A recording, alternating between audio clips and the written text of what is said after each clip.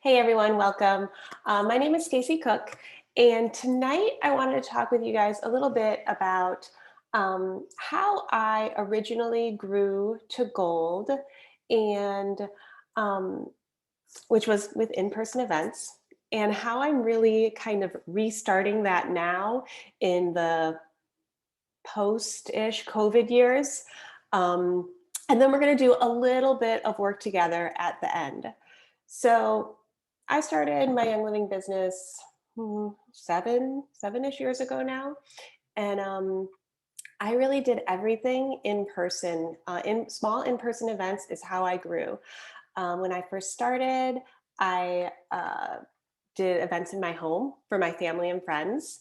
And when I'm talking about doing events, I'm not talking about big home experiences. They were just very small. They were, three, four, five friends, family members, but I did them consistently, regularly. And eventually that grew where I really didn't want to only be inviting friends and family. I wanted to tap into more of the public market, my cold market, people I didn't know. So I started utilizing my local library. And I will tell you that all libraries have different rules, right? So some libraries are like, yes, reserve our conference rooms, do whatever you want in them. And some libraries are like, are you even going to think about talking about a business, because then we don't want you in here. So it all depends. I was very lucky because when I first started doing classes at my library, they didn't care what I did. I could just reserve a conference room for myself, and it was small. I would, put my event on Eventbrite. I actually even did Facebook ads.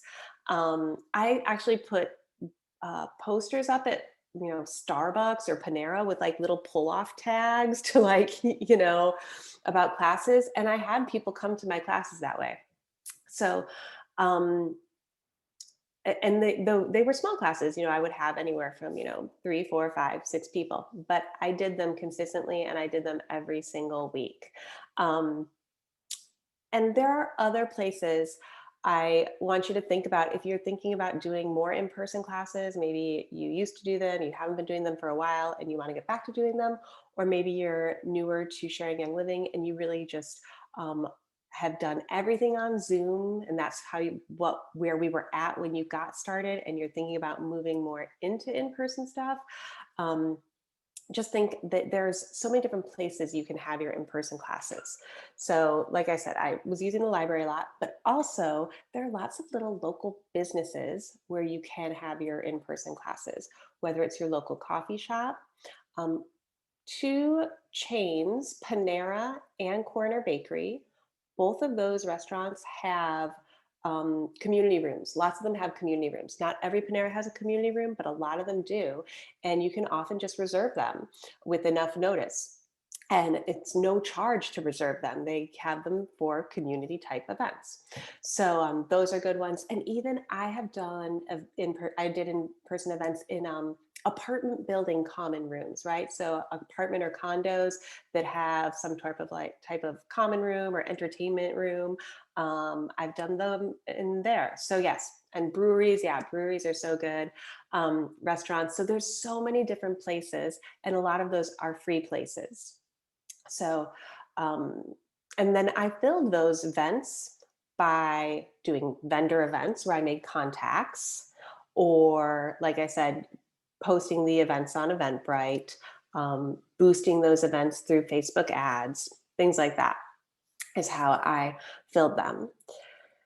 So the last few years, though, have been a little different, right? So I have not been doing very many in-person events. And for me, I do this business obviously to serve other people, but I also do it to fulfill myself.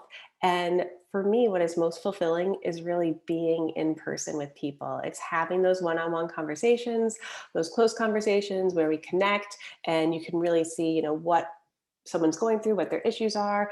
And I just love doing that. I love connecting in person.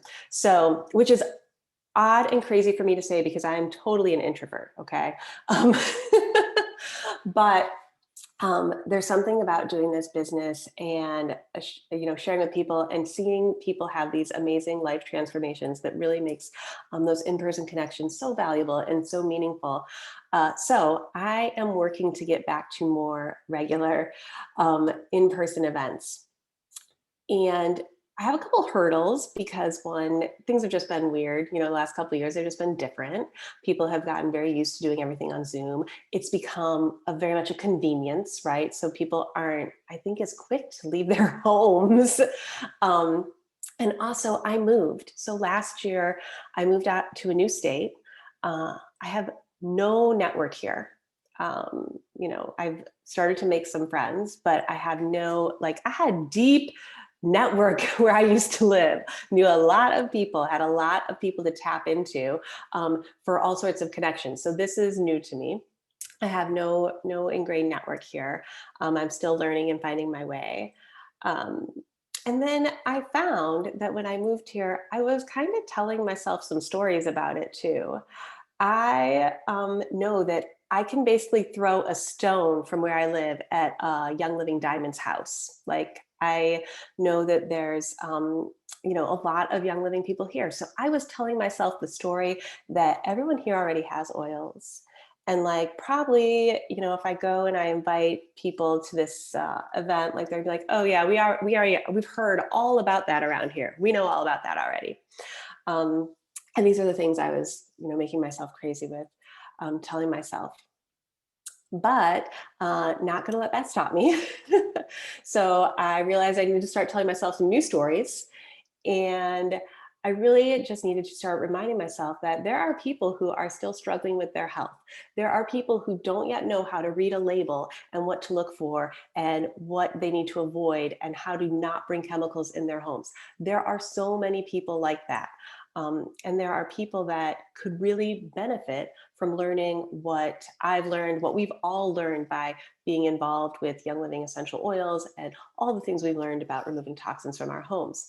So I needed a little bit of a mindset like refresh.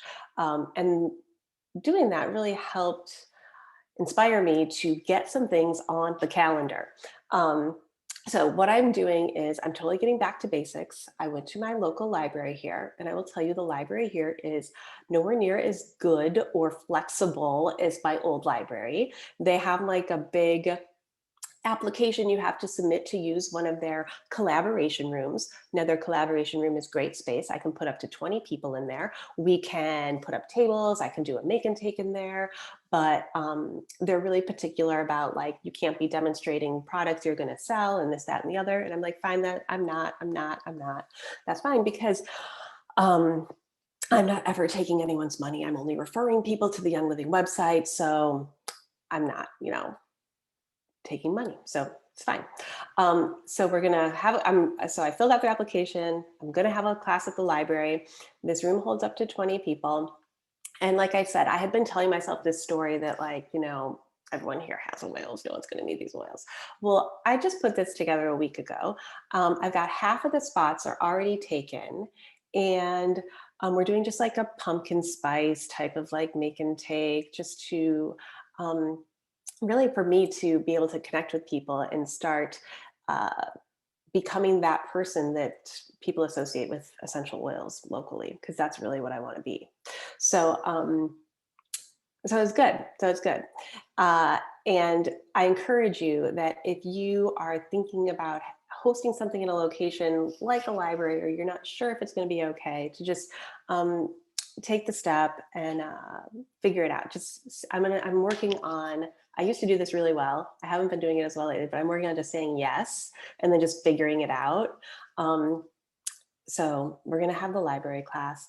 And then I'm also getting back to basics with just doing some vendor events. I haven't done a real vendor event in a long time. If you've done any vendor events, you know that sometimes they're like very crafty, like, right? They only want people with crafts and handmade things, and they don't really want people who have a product.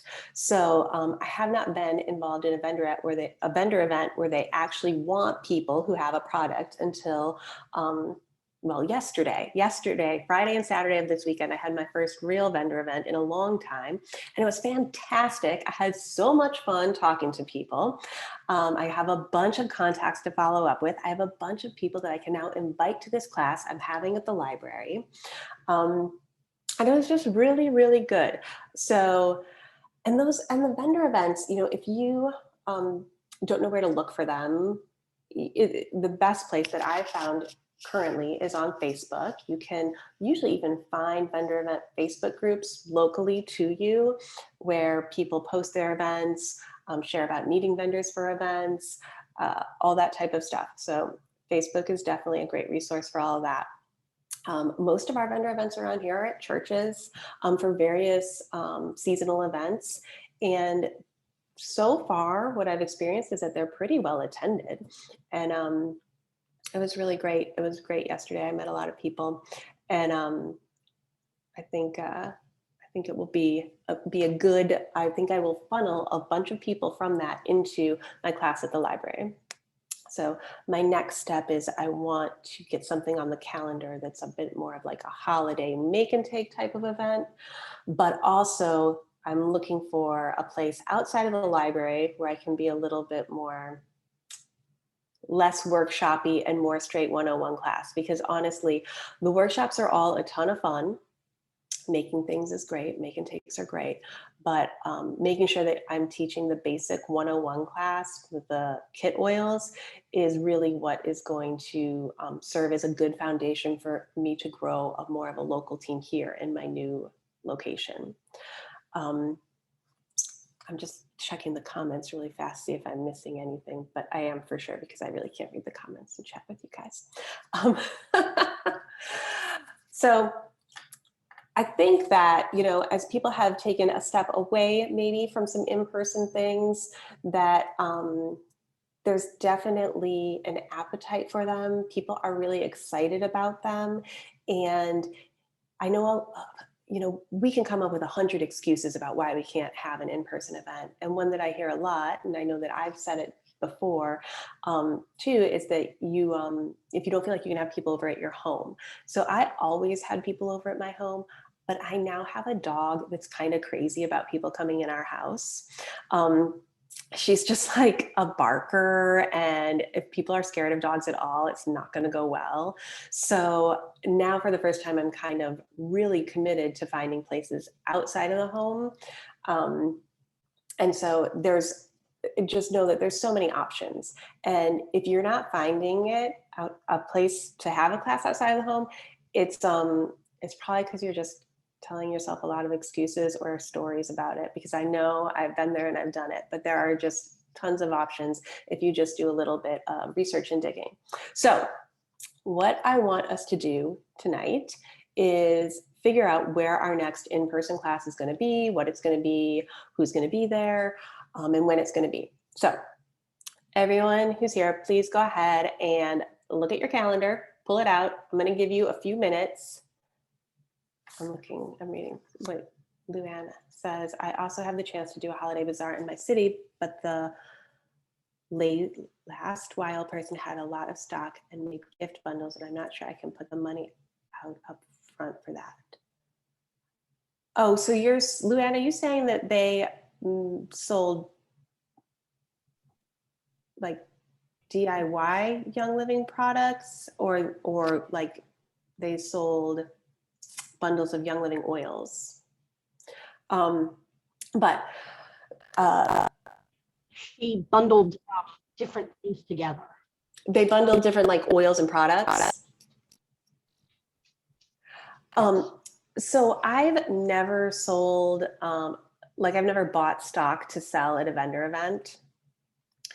I talk about the oils, I talk about the products. I will help people order right then. It's more options now, because before it was always like, well, I can help you order the kit, I can help you order the kit. Now if someone's like, really, I just want a few things, I can be like, well, I can help you just order these few things, that's fine. And it's easier to do.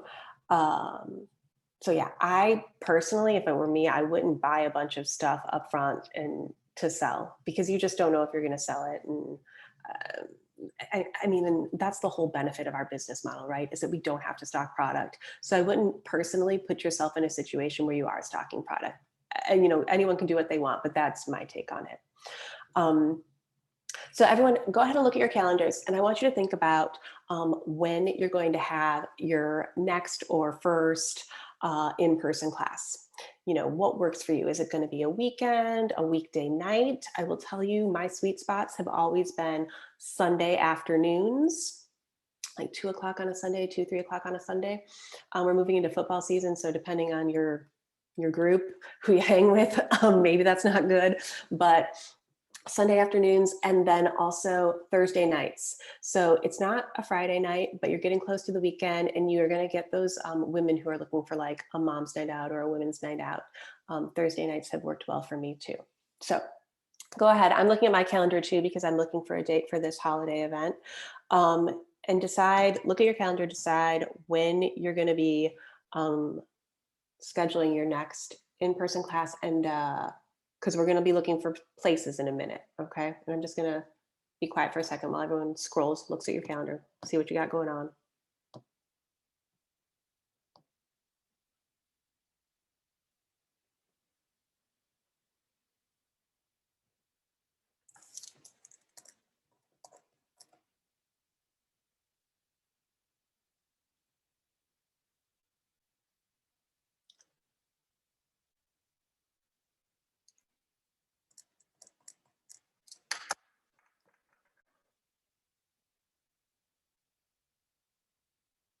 Okay. Did people have a chance to find a date?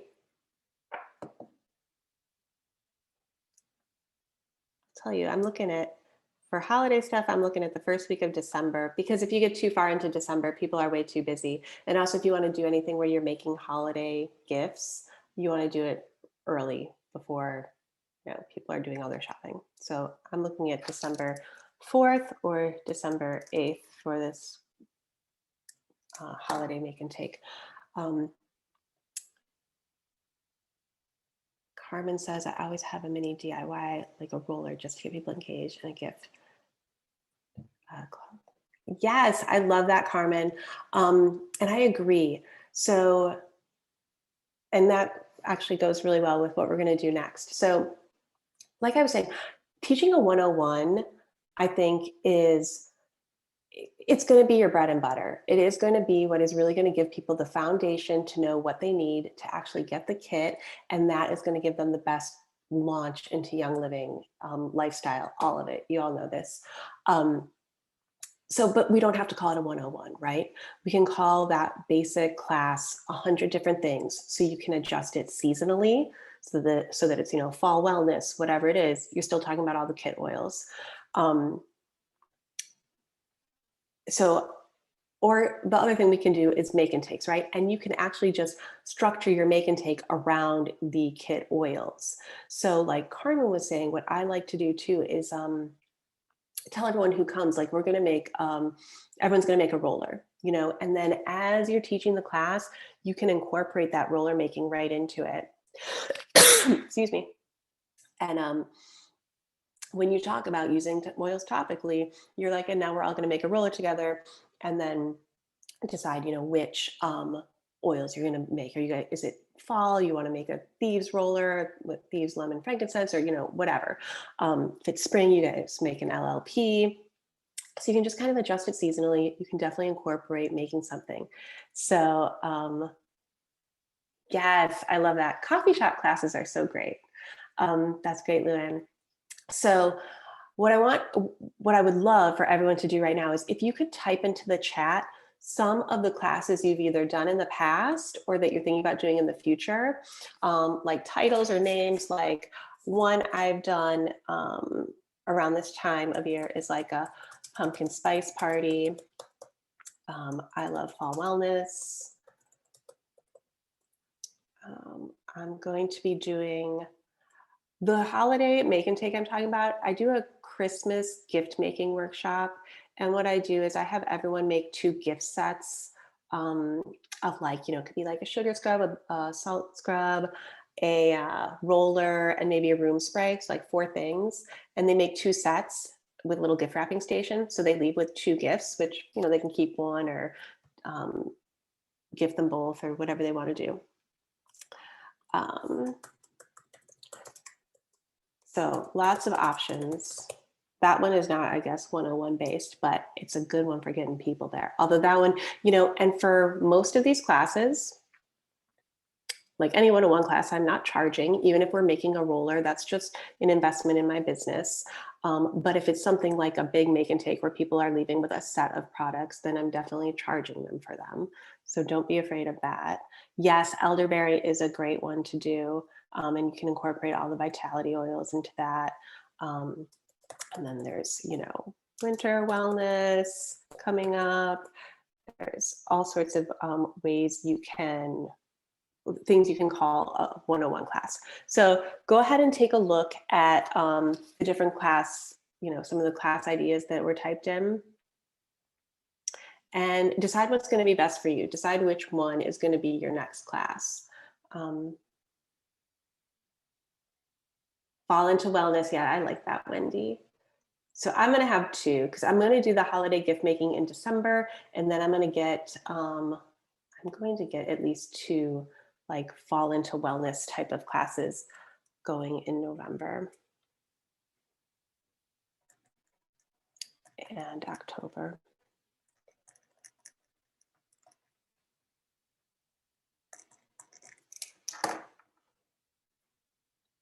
Elderberry is a fun one.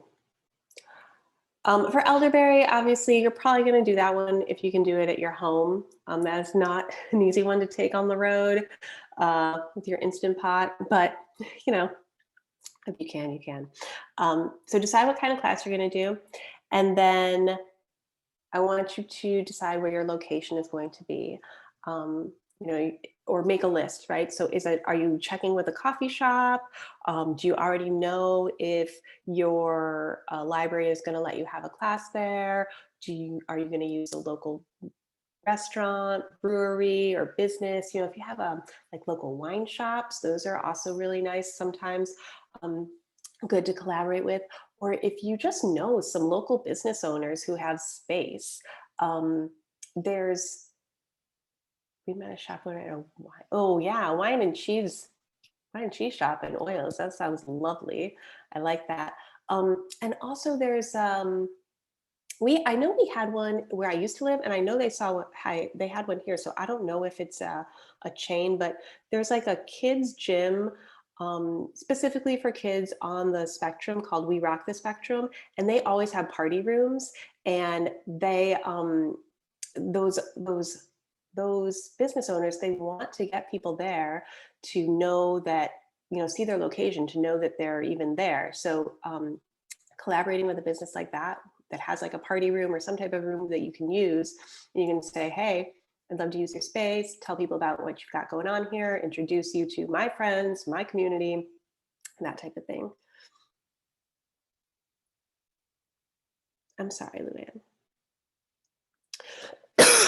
It is being recorded. Yeah, local wine shop, that's great. Oh, yoga in 101, I love that. That's fantastic. And even things like that, depending where you live, you can do yoga in 101 in a park and then sit in a circle and pass oils around, if the weather is conducive to that. So think about your location, and then, yeah, cost nothing. That's perfect. Picnic style. That's great. What are you saying, Carmen? You're meeting, you have a sign with your QR code for people that walk by can scan and go. Oh my gosh, that's fantastic. I love that. So you're doing the class and you have a sign up so people can see it. And if they're curious, they can scan it so they can come to a future class. That's awesome. That's awesome. That's such a great idea. I love it. All right. So the last piece of your in-person class is inviting, right? And that is the most important part. It's getting people there, because we can have all the best intentions for sharing all this great information and it can be the most beautiful event, but if you don't have the people there, you're not serving anyone. So um, if you're inviting your friends and family, you know, you know who of your friends and family need oils, don't have oils yet. For me, I'm in a new location, so I'm constantly meeting new people because everyone is new to me. I have a son who's in third grade, so I'm meeting a lot of people through his school and lots of moms. Now, I meet moms all the time, and just in passing, just in chatting, I hear from so many people. I'm like, oh my gosh, she needs oils for that, that, and that. She needs oils for that, that, and that. But I am not going to tell everyone that when I first meet them. No one wants to hear that from some lady they just met. But I am remembering that. I am making a mental note so that now that I have this class on the calendar, I can reach out and be like, hey, I don't know if you know, but I do teach these wellness classes. And I just remember you mentioned this. I think that you might have fun because we're going to talk about this respiratory stuff, support stuff, whatever. Just no pressure, easy. But I'm just remembering how I can basically serve the people that I'm meeting without being all over them when I first meet them and tell them they need oils for all the things. Uh, so definitely, friends and family. And then if you're going to invite publicly, there's so many different ways you can do that. I love what Carmen is doing with that QR code. I think that is fantastic. If you're in a visible place where you're teaching, to have a sign up so people can see it, they're curious and they can just scan it and learn about what you're doing and come to a future class. Um, I've always had really good luck putting my things on Eventbrite and then publicizing them through Eventbrite. You can also do things through Facebook or Instagram to publicize them. Um, I do love to collect people's information at vendor events because I've already had an interaction with them. They felt comfortable enough with me to give me their contact information. So we're already, beginning to build our relationship. And so I reach out to those people to invite them basically to the next level of awareness, right? That's something that Lori Bori talked about with us in the Summer Sizzle. For any of you that were in there, and she talked about inviting to the next level of awareness. And that's really what inviting to these classes are, right? Like you've had a small conversation, you've introduced yourself to someone at an event where they know what you're about, and you're just bringing them along to the next step, which is learning just a little bit more. Tracy says, I think asking for referrals too, ask your friends and family who they know. And that is so smart. That's a really, really good thing to do. Because some people might not be ready, but some people might be totally ready to tell you all about other people's problems and what they need. So it's definitely a good one. All right, I'm just checking the comments. um, so those are the things I wanted to share with you. Take just a couple minutes when you jump off of here and go and make your list. Make yourself a list. And when I say that, make a list of where you're looking for your locations to be, where you want to have your classes, what classes you're going to teach, and like the top people that you really know need to be there. We have just like 1 minute. If anyone has any questions or something they want to share, you guys have shared some great tips in the comments. Thank you so much. Um, I'd love to hear from you.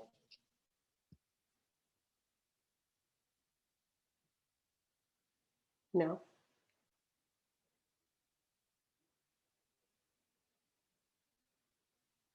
All right, ladies. Well, thank you so much for jumping on. And I hope y'all have a good night.